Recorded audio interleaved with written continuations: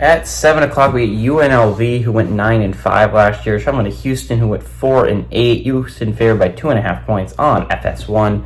Jaden Mayava went 224 or 353, threw for 3,085 yards, 17 touchdowns, 10 interceptions. Vincent Davis Jr. on the ground had 145 carries for 760 yards and 7 touchdowns. And Ricky White had 88 catches for 1,483 yards and 8 touchdowns. Donovan Smith for Houston. By the way, Ricky White is the only one of those three that returns for UNLV. Donovan Smith for Houston went 256 at 397, threw for 2,801 yards, 22 touchdowns, 13 interceptions.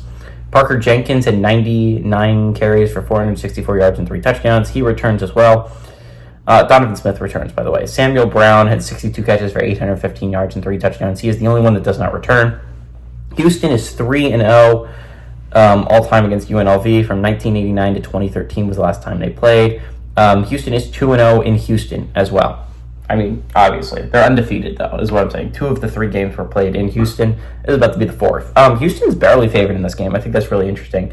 Houston is a Power 4 team. I know that they're brand new to Power 4, but this is a Power 4 level football team. Donovan Smith is a Power 4 level QB.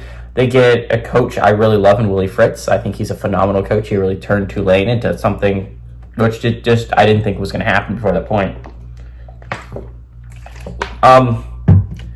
Houston wasn't bad last year. Like, the 4-8 record looks bad on paper.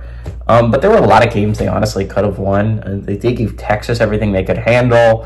And I guess I understand that there's arguably games they shouldn't have won, right? The West Virginia game you probably should not have won. You got really lucky on the Hail Mary. But I don't think Houston was as bad as a lot of people make them out to be last year. I mean, it was enough to get their head coach fired, and I think that's actually an upgrade is to get to Willie Fritz. But honestly, I think they have those pieces to get there. I don't think they're going to compete for a Big 12 title, don't get me wrong.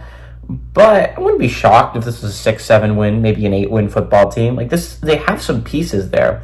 UNLV is interesting to me because I headed into the year thinking, yeah, UNLV is a really good team, and they're a threat to win the Mountain West and maybe get that playoff spot.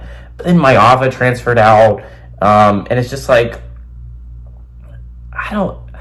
See, it's UNLV, and I understand that UNLV was a team that took the country by storm last year, right? Like, UNLV was not expected to be as good as they ended up being last year. And I think it was a lot of fun to watch UNLV play, despite the way that their season... the game that ended up costing them...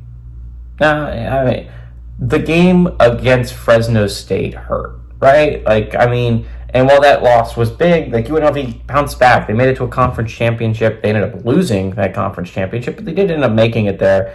They ended up going to a bowl game against Kansas. There was a lot of things for UNLV last year. It's just like, I don't know if they have that many pieces that I love returning. I like a lot of Houston's pieces. I don't think they should only be favored by 2.5 points, especially at home. I like Houston to win and cover.